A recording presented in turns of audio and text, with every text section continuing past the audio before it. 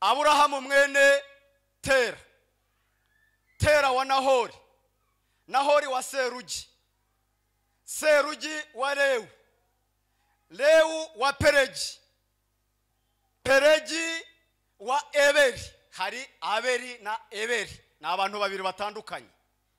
Eberi mwene Shera, Shera wa Rupakisadi, Arupakisadi wa Shemu, Shemu wa Nowa.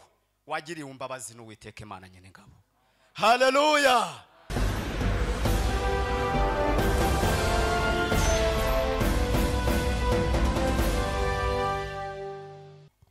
Yesu ashimwe. Yesu ashimwe. Mbere yuko tugira icyo tuvuga, turabanza dushimira Imana yabanye natwe, ikarinda itorero ryahari ingenda, ikarinda itorero ryahi Kigali, kandi uyu munsi twebwe tutarawumenya, Imana yo yari ibizi. Haleluya. Twebwe tutarabimenya, twebwe tutarapanga, twebwe tutaragambirira, Imana yari izi kuno munsi tuzaba turaha. Turashima Imana rero ko yabanye natwe mu rugendo tukaba twageze hano amahoro. Imana yacu ni muyiha icyubahiro. Ndashimira Imana ko iby'abana b'abantu batashobora gukora, iby'abaganga badogiteri baterana bikabayobera, Imana yirabishobora. Haleluya. Haleluya. Ni mu ntizi ibiganza dukomera Imana amashyi. Ese twabuzwa n'iki kuyikorera igidukemurira ibyo twebwe tutashobora gukemura? Byari bigoye cyane, byari biruhije cyane, ariko Imana yacu ni igisubizo. Nihuse rero itoro ry'ingenda riziko turaha. Baratubwiye ngo nitugera hano tuzazamura ibiganza tubasuhuze mu izina rya Yesu. Ntakiri ntacyo za bene so. Ndagira ngo rero dusome ijambo ry'Imana.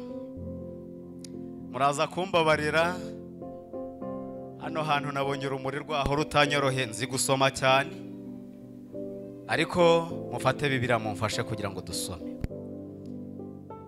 Ibyo tunyuramo byose muri iyi si, ubuzima twabamo bwose muri iyi si,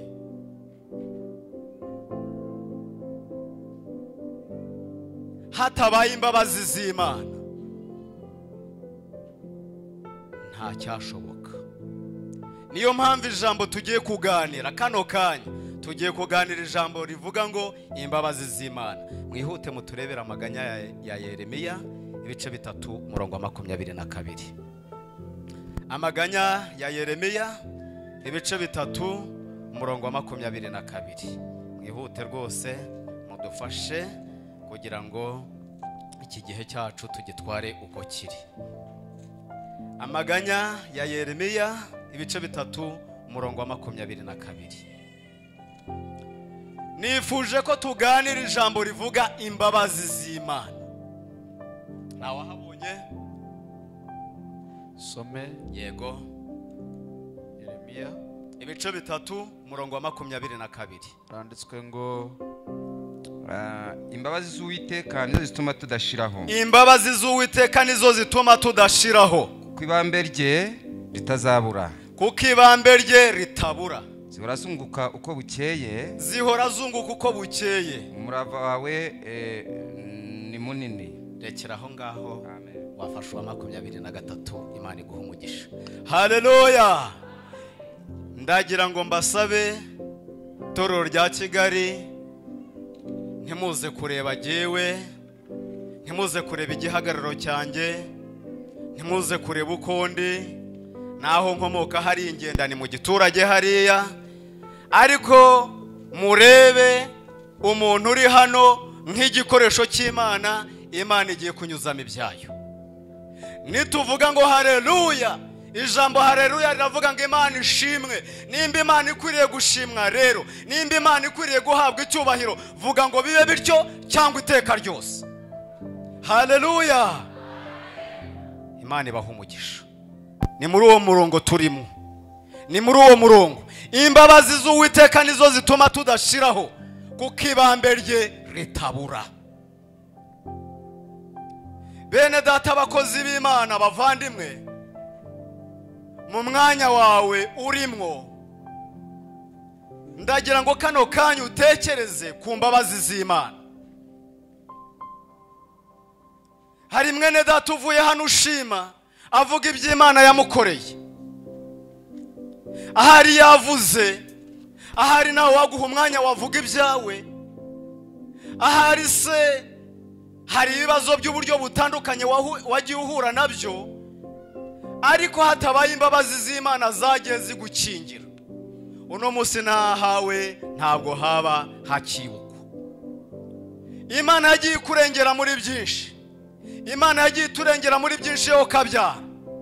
Ndagira ngo nkubwire ngo si uko ukomoka mu muryango ukomeye, ndagira ngo nkubwire kandi ngutangarize ko si amashuri wize, si icyubahiro ufite, nta kindi kiru wabona watanga wajyana imbere y'Imana gitumye Imana ikurinda kugeza uno munsi wa none.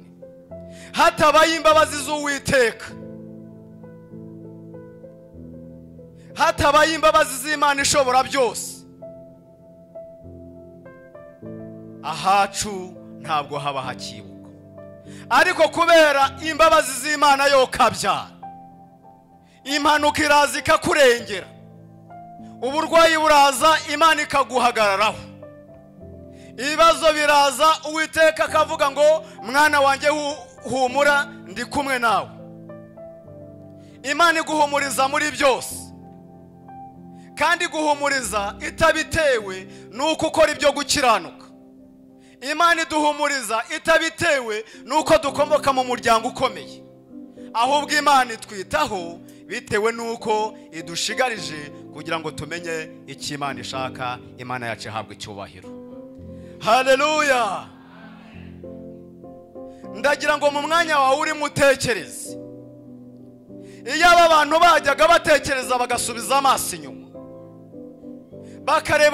ukareba umuryango ukomokamo, ukareba igisekuru cyawe n'igisokuruza cyawe, ukagenda ukajyana hirya, Uwiteka akakubumbura amaso, Uwiteka akavana imboneranyi ku maso yawe ukabasha kwitegereza aho ukomoka aho ngaho,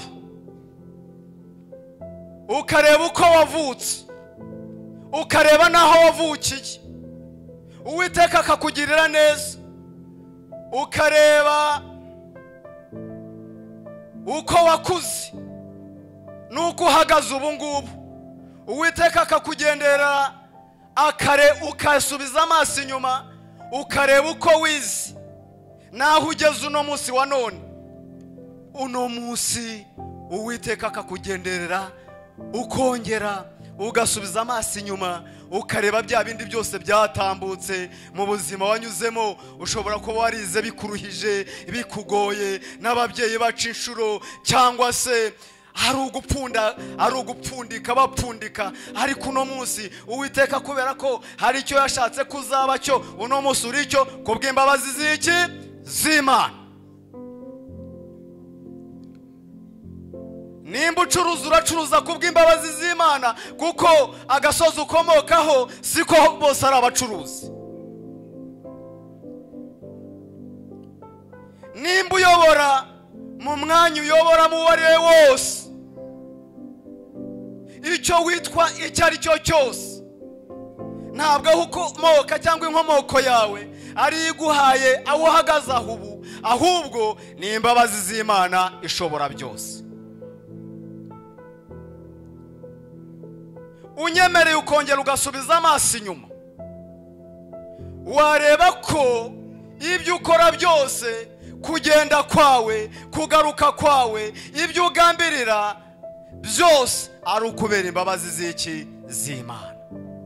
Imana ibikora ititaye aho ukomoka, ahubwo Imana ibikora kugira ngo ejo nubona imirimo y'Imana uzapfuka muhereza Imana icyubahiro. Haleluya.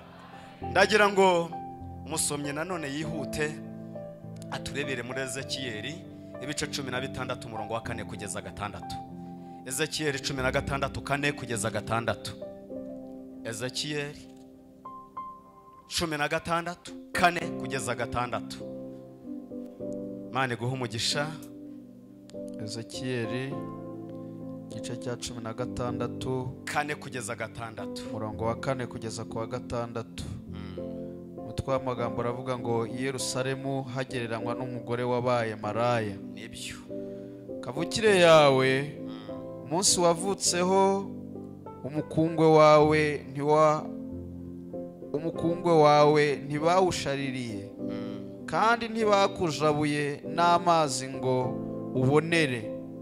Ntabwo waruhije usigwa n'akamuri, habe no kugushyira mu twahi tw'impinja. Ntawakurebanye imbabazi kugira ngo agukureho ibyo akugiriye. 5 ntawakurebanye imbabazi kugira ngo agukoreho ibyo akugiriye ibambe. Yego. Ahubwo watawe ku gasozi ku munsi wavutseho kuko wagawaga. 6 nuko nkunyuzeho mbona wigaragura mu ivata ryawe, ndakubwira nti nubwo uri mu ivata ryawe ubeho. Nukuri narakubwiye nti nubwo uri mu ivata ryawe ubeho. Amen. Amen. Imana iguhe umugisha. Iri jambo ryashakaga kuvuga ubwoko bwa Isirayeli bwari bwarataye Uwiteka Imana Nyiringabo.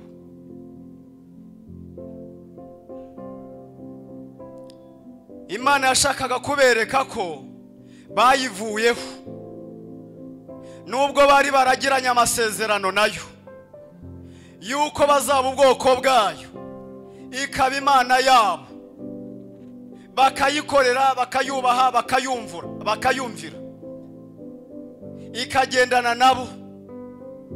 Ariko irashaka kubereka ko bayivuyeho. Ariko usubije amaso inyuma, niko kubagereranya n'uyu mugore wa maraya. Ariko reka dusubize amaso inyuma turebe ababisirayeli. Nawe uze gusubiza amaso inyuma urebe inkomoko yawe. Abisirayeli Bibiri twereka ko bakomoka kuri Yakobo wabyaye abana 12. Yakobo Bibiri katwereka ko akomoka kuri Isaka wabyaye abana 2, Yakobo na Esawu. Isaka Bibiri twereka ko akomoka kuri Aburahamu. Aburahamu mwene Tera wa Nahori, Nahori wa Serugi, Serugi wa Lewu, Lewu wa Peregi,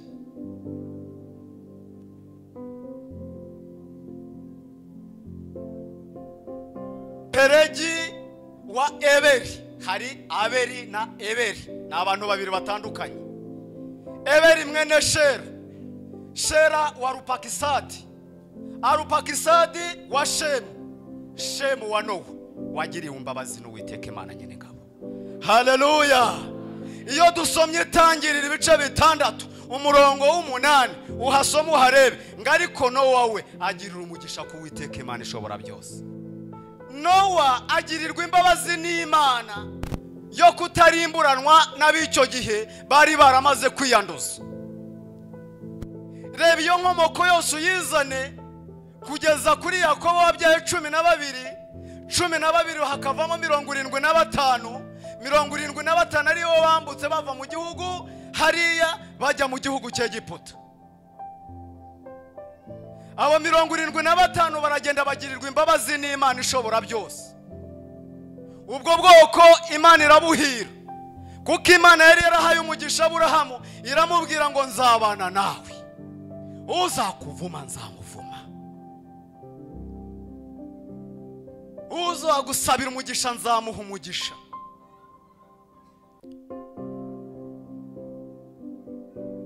Nuko Imana ibana n'abirabagura mu buryo bwose bushoboka.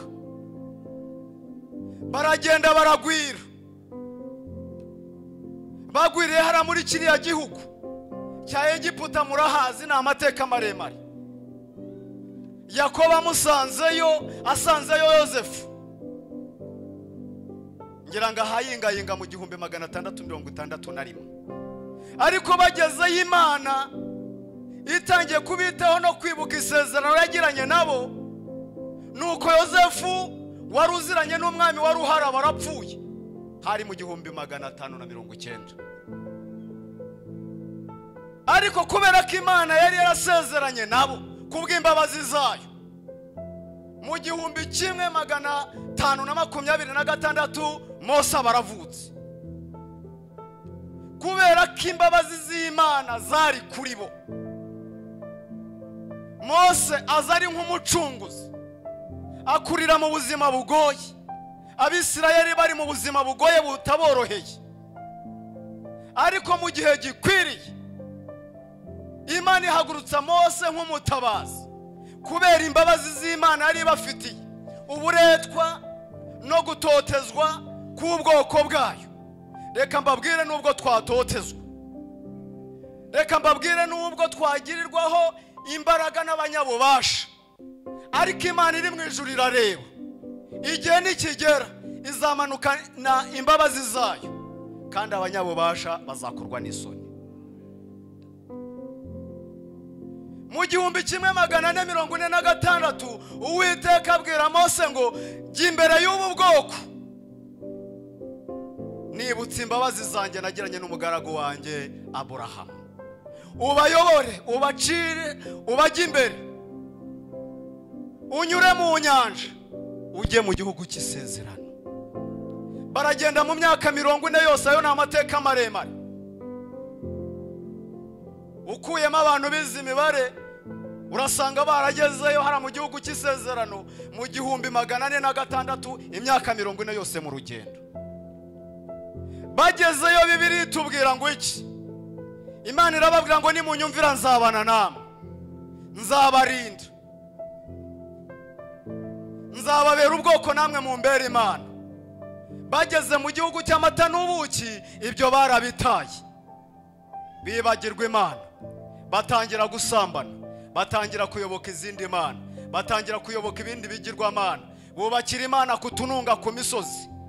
Imana ibitegereje isanga bameze nk'abagore b'abamaraya. Imana yongeye kubibutsira babwira ngo yewe wa bwoko, ibuka inkomoko yawe. Ese uno munsi kumaze kurya ugahaga, ukaba wiringiye ubukumi bwawe, ureba mu gituza cyawe ukabona amabere, none narakurimbishije ugeze mu gihe cyo kubengukwa, none wihaye abahisi n'abagenzi. Ariko ngera usubiza amaso inyuma urebe igihe nyoko yakubyaraga. Nyoko aho ukomoka ni nkaho yakavuze ngo bari abakene ntacyo bari bafite, kuko nta n'utwahi tw'impinja bari bafite. Nyoko agukubita hariya wigaragura hariya mu ivumbi, ariko jyewe Uwiteka Imana Nyiringabo nkwitegereje, nkureba n'amaso y'imbabazi, nuko ndaza ndagufata ndaguhezura. Maze kuguhezura, yewe wari uwo gutanga n'umukungwe wawe, mu Kinyarwanda bajya bavuga ngo ni ururiri rw'umwana, ntabwo rwari rufite n'urukata, ariko ibyo nabivanyeho, wari uwo gupfa. Iyo ataba imbabazi z'Imana, ahari nawe uba waratawe. Ariko kuko Imana yo mu ijuru yakugendera ikavuga ngo mubyeyi, uno munsi ntugipfuye baho, uno munsi uriho. Mugabo mwene data, mu mwanya urimo uwo ari yo wose, n'Uwiteka Imana yavuze ngo baho, uno munsi uriho, kandi ukwiriye gukora uhesha Imana iki icyubahiro. Haleluya! Mwarambiwe yemwe, Imana ibaha umugisha.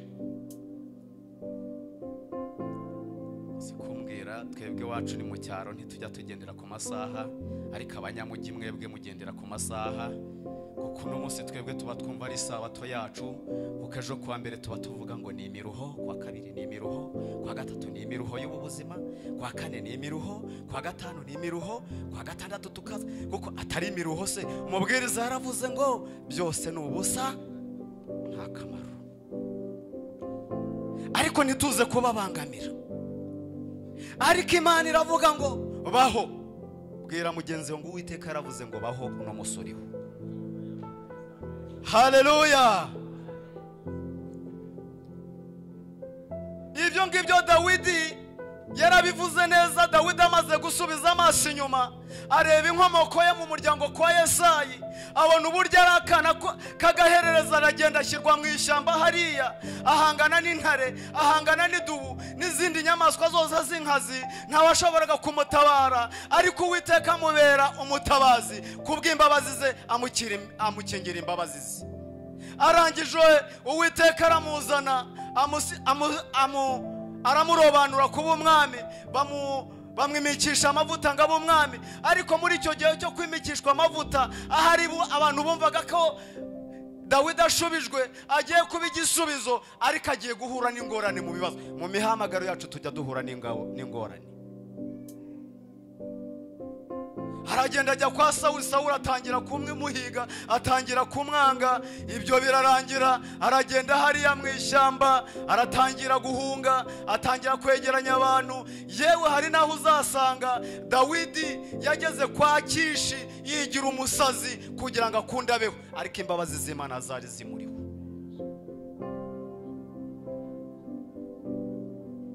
Uraza gusanga naho Uwiteka yashyize umwanzi we mu maboko ye, ariko aravuga ngo kubw'imbabazi z'Uwiteka ntabwo natinyuka kuramburira ukuboko kwanjye ku Uwiteka yasize. Yahuye n'ingorane nyinshi Dawidi, ariko kuko Uwiteka arinda icyo yavuze, akarinda n'uwo yakibwiye kugira ngo kizasohore. Imana imurindira kugira ngo azayobore ubwoko bwa Isirayeli. Ageze ku ngoma, yitegereje uburyo akoze icyaha, akicisha Uriya, agacyura umugore we. Arebye uburyo abaza ubwoko bw'Imana, Imana yaramubujije, Imana ikamuha ibihano bishyika muri 3: inzara mu gihugu nk'imyaka 7, ababisha nk'amezi 3, mugiga mu gihugu nk'iminsi 3. Ibyo byose Uwiteka akabimutambutsa yicaye hasi. Ndebera Zaburi ya 86 umurongo wa 5 uko yavuze. Zaburi ya 86 umurongo wa 5 uko yavuze. Zaburi ya 86 umurongo wa 5 uko yavuze. Yaravuze ngo kuko we mwami uri mwiza, witeguye kubabarira kandi wuzuye imbabazi kubw'abakwambaza bose. Amen. Haleluya. Amen. Uwiteka, kuko Uwiteka ari iki? Ari mwiza. Nuko Uwiteka ni mwiza. Uwiteka arebye ibyo dukora, Uwiteka yitegereje ibyo mukora. Abana b'abantu, ubuzima tubamo butanezeza Imana. Abantu baba mu murimo bagambanira abandi, abantu baba mu murimo bangana, abantu barabana batifuriza ibyiza abandi, abantu bakabana abandi bashaka kubagerekaho urusyo rushyushye, abantu bakabana muri korari utifuza guhagararana na mugenzi wawe, agahagarara hano nawe agahagarara hirya, kandi abantu barakora umurimo, abantu barabana mu murimo w'Imana, ariko ari abagambanyi. Atereka duhimbira icyaha runaka, tumushakira impamvu iyi n'iyi, ahari bigende gutya. Ariko se wowe uri iki? Uriho kubw'imbabazi z'Imana. Iyaba wakamenye ko ibyo ukora byose ari imbabazi z'Imana, waciye bugufi ukavuga ngo Mana, icyo wanshigarije reka ngukorere kandi ntuzuzangororera. Ariko ibyo abantu bajya babyirengagiza. Ariko nubwo ducumura muri byinshi, Imana ijya yirengagiza ibicumuro. Igitabo cya nyuma mu nsomero, ndebera Daniel ibice 9 umurongo wa 9. Daniel 9 umurongo wa 9. Yesu ashimwe. Turi kumwe, mwiriwe. Imana ibaha umugisha ko mugikanuye. Imana ibaha umugisha ko mwakoze kuza mukava iwanyu mukareka imirimo yanyu kugira ngo muze dusangire ijambo ry'Imana. Imana ibaha umugisha ko mwicaye mutuje kugira ngo dusangire ubutumwa bwiza. Amen. Imana ibaha umugisha kubera ko mwemeye guhara ibyanyu kugira ngo muze kumva icyo Imana ibashakaho. Ndagira ngo mbabwire ngo ibyo waretse, Petero we yarabibajije umwami ariko aramubwira ngo mu gihe gikwiriye Imana izabakubira, ariko ikigeretse kuri ibyo ngo izabaha n'ubugingo. Amen. Somera 9:9 Daniyeli. Daniyeli igice cya 9 umurongo wa 9. Umwami Imana yacu niyo ifite imbabazi n'ibambe, Yego, nubwo twayigomeye. Imana iguha umugisha. Daniyeli nawe aravuga ngo Imana yacu niyo ifite imbabazi n'ibambe nubwo twagize gute twayigomeye. Erega ibyo tugomera Imana ni byinshi, ibyo ugomera Imana ni byinshi. Uno munsi ntuvuga ngo ntugomera Imana, uno munsi ntuvuga ngo uri umukiranutsi. Ibyo twagomye ni byinshi, ariko Imana ijya ibyirengagiza kubw'imbabazi zayo, kuko ibambe ryayo ritabura, itwihanganira kugira ngo twihane. Daniyeli yabivuze ari hehe? Ari mu gihugu cy'Ubukarudaya. Yongera gusubiza amaso inyuma areba uburyo abasore bo mu rungano rwe bishwe n'Abakarudaya, bamwe bakicishwa inkota, ariko wagirirwa amahirwe n'Imana ajyanwaho n'iminyago. Ahari nawe inkota yari kumwica, ariko aza kugirirwa n'Imana, umwuka w'Imana aramuhishurira. Areba iwabo ku nkomoko y'Abisirayeli uburyo basambanye, uburyo babubakiye Imana kutununga, bakashyiraho abatambyi, nuko Imana yo mu ijuru bakayibagirwa, bakaramya ibigirwamana. Nuko ibyo arabyitegereza, kandi Imana yari yarababwiye ngo nukuri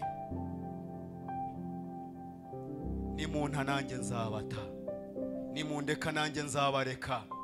Nzahagurutsa ababisha babaguta impande n'impande, bazababuza umutekano, muzagira agahinda. Ibyago bizabarasukira biturutse iburyo n'ibumoso, ariko nimutamenya yuko ndi Uwiteka, nongeranye kugeza ubwo muzamenya ko ndi Imana yacu. Ariko Imana irababwira ngo nimungarukira nanjye nzabagarukira.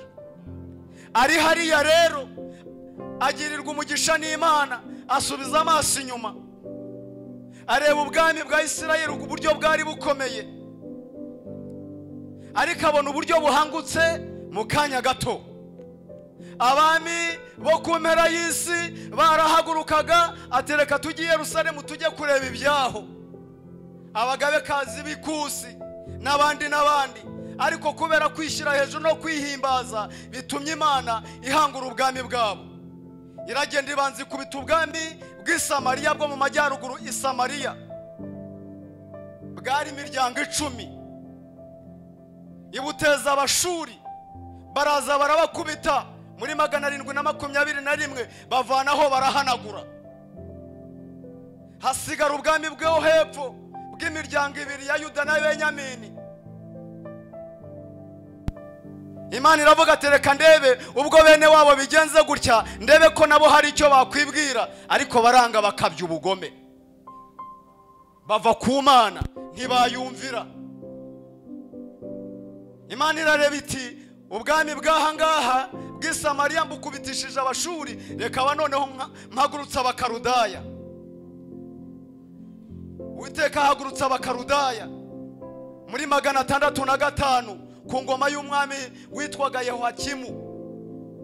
Baraza barakubita, ariko bagira abo basigaza. Ahari Imana iravuga ngo reka wenda ngarukirize hano, ahari bazagira icyo bibwira.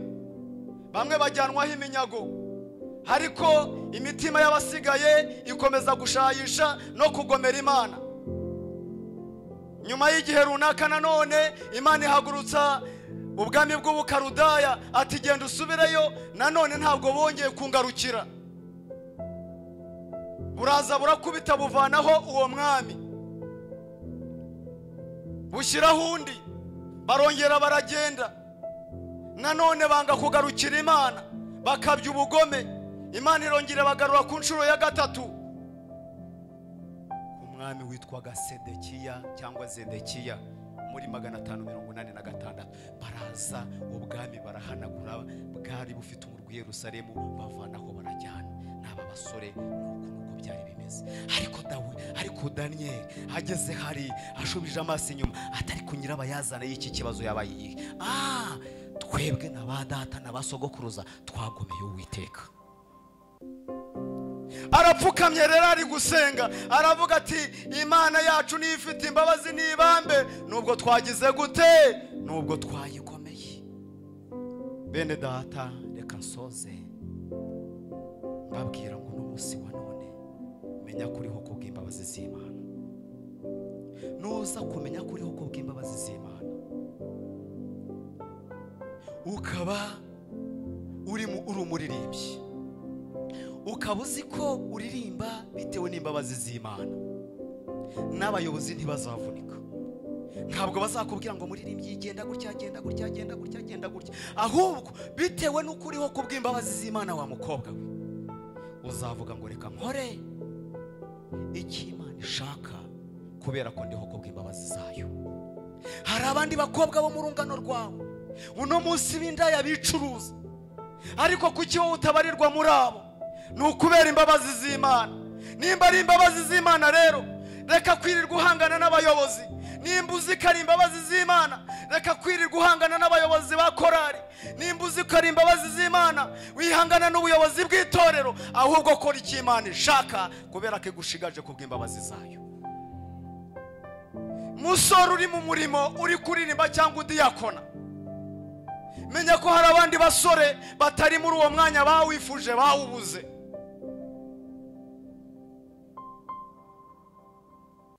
Bari hariya banywa za mayirungi, banywa urumogi, banywa bya biyobyabwenge byabisha umutima. Kuki wowe utabarirwa muri abo? Ariko n'ubu uri mu kuririmba utangira ngo ureba ngo bazanye amategeko aya n'aya. Oya, menya ko uhagaze muri uwo mwanya ku bw'imbabazi z'Imana, kuko hari abandi basore beza bafite ibigango bafite uburanga abo batashoboye kubona umwanya nk'uwo. Babyeyi, bagabo, bagenzi banjye, bene data, ugiriwe n'Imana mu mwanya uhagazemo uwo ari wose ukoreshe neza n'imbabazi wagiriwe n'Imana. Ntabwo ari uko uri umunyabwenge kurenza abandi, ntabwo ari uko watsinze ibizami kurenza abandi. Hari abandi bari babizi cyane kukurenzaho, ahubwo Imana igucira inzira ngo uba uhagaze muri uriya mwanya ukora icyo Imana ishaka, kandi nutagikora cyangwa ugakoresha ububasha bwawe nabi, Imana izabikubaza mu gihe cyayo. Izakubwira ngo nakugiriye imbabazi ku musozi ukomokamo, aho utuye, mu muryango uvuyemo, mutereka hari isotari kugutereka. Uno munsi witwaye gute? Uhari ku bw'imbabazi z'Imana. Kora icyo Imana ishaka ubwirijwe n'Umwuka Wera. Haleluya. Niyo mpamvu igihe kirageze kandi kirasohoye kugira ngo urubanza rubanzirize mu bo mu nzu y'iki y'Imana. Ba bandi bavuga Yesu ku munwa, Yesu ategeza agera mu mitima yabo.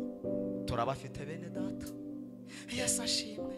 Wamunyiraho ukabona wakikubita hasi, reka sinakubeshya, ukabona ahari wenda afite naho yanatorejwe, ariko wareba ibintu bituruka mu mutima we, wareba imigambi afite muri we, ukavuga uti Imana, Yesu uyu muntu, Yesu nawe yumvanye abandi, ni ishuri yanyuzemo rimubwira ryamutoje kuvuga Yesu. Ariko igihe kirageze kugira ngo abavuga Yesu ku munwa urubanza nibo ruzakubita. Nkwifurije kutazaba muri abo. Nkwifurije kugira ngo umurimo ukora uwo ari wo wose umenye ko urimo ku bw'imbabazi z'iki z'Imana. Ukora iby'Imana ishaka kugira ngo izina ry'Imana rihabwe iki? Rihabwe icyubahiro. Diyakona ku bw'imbabazi z'Imana. Kandi nimba mugenzi wawe yabikoze neza, wigira ishyari ngo uzuvuge ngo ngo buriya ngo bugewe ngo nari kubigenza gutya kubigenza. Twese umurimo dukora n'uwo kwa Data. Zinduka, tanga umwanya wawe, utanga igihe cyawe, tanga ubutunzi bwawe, ibyo ufite byose umenye ko ari imbabazi z'Imana. Kuko umubwiriza yaravuze ngo hari ikibi nabonye mu isi y'ijuru, nabonye abantu barya bagahaga, abandi Imana ikabaha ubutunzi bagatunga bagatunganirwa, ariko ngo bakabura nabo babigaburira. Arongera avuga ngo nabonye abandi ngo munsi y'ijuru ngo mbona abatindi badafite icyo bafite, ariko bakabona abana bakabura icyo babagaburira. Ngo maze ngabyitegereje uwo ni Salomo, ngabona ngo ni ubusa gusa nta kiza kihirimo. Arangije aravuga ngo mbona abatunzi batunze ibya mirenge, ngo nyamara iyo bapfuye ngo hari n'igihe bahubura n'ikirago cyo kubashyiramo. Menya ko ari imbabazi z'Imana, witware neza mu mwanya wawe, uheshe Imana icyubahiro. Imana iraje kandi ije kugororera, kandi izagorora buri muntu wese bikwiranye n'ibyo yagize gute yakoze.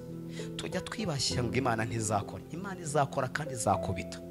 Ntizaza ngo irebe icyubahiro ufite, ntizaza ngo irebe ububasha ufite, ntizaza ngo irebe umuryango ukomokamo.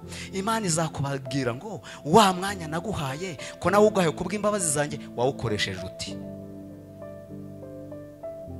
Haleluya. Tugeze mu mwanya mwiza wo gusenga Imana.